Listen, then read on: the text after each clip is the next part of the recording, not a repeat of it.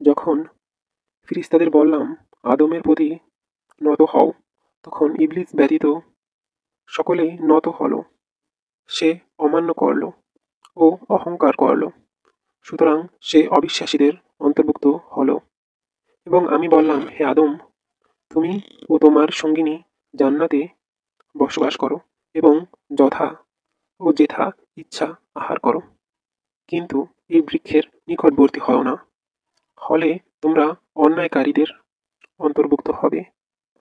কিন্তু শয়তান সেখান থেকে তাদের পদস্খলন ঘটালো এবং তারা যেখানে ছিল সেখান থেকে তাদেরকে বহিষ্কার করল। আমি বললাম, তোমরা একে অন্যের শত্রুরূপে নেমে যাও। পৃথিবীতে কিছু কালের জন্য তোমাদের বসবাস ও জীবিকা রইল। অতঃপর আদম তার প্রতিপালকের নিকট হতে কিছু বাণী প্রাপ্ত হল। আল্লাহ তার প্রতি ক্ষমাশীল হলেন। নিশ্চয়ই তিনি অত্যন্ত ক্ষমাশীল, পরম দয়ালু। আমি বললাম, তোমরা সকলেই এ স্থান হতে নেমে যাও। পরে যখন আমার পক্ষ হতে তোমাদের নিকট সৎ পথের কোনো নির্দেশ আসবে, তখন যারা আমার সৎ পথের নির্দেশ অনুসরণ করবে তাদের কোনো ভয় নেই এবং তারা দুঃখিত হবে না।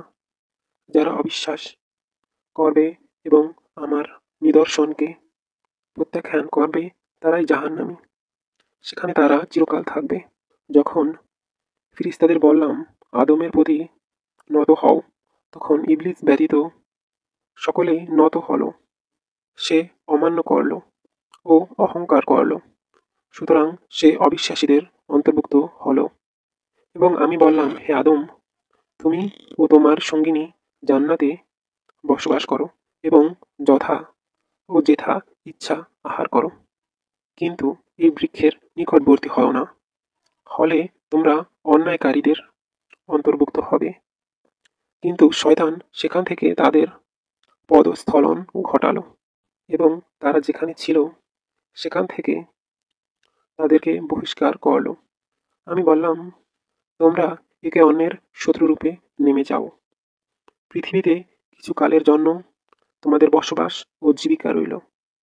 অতঃপর আদম তার প্রতিপালকের নিকট হতে কিছু বাণী প্রাপ্ত হল। আল্লাহ তার প্রতি ক্ষমাশীল হলেন।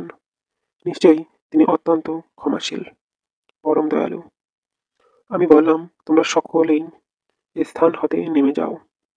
পরে যখন আমার পক্ষ হতে তোমাদের নিকট সৎ পথের কোনো নির্দেশ আসবে, তখন যারা আমার সৎ পথের নির্দেশ অনুসরণ করবে তাদের কোনো ভয় নেই এবং তারা দুঃখিত হবে না।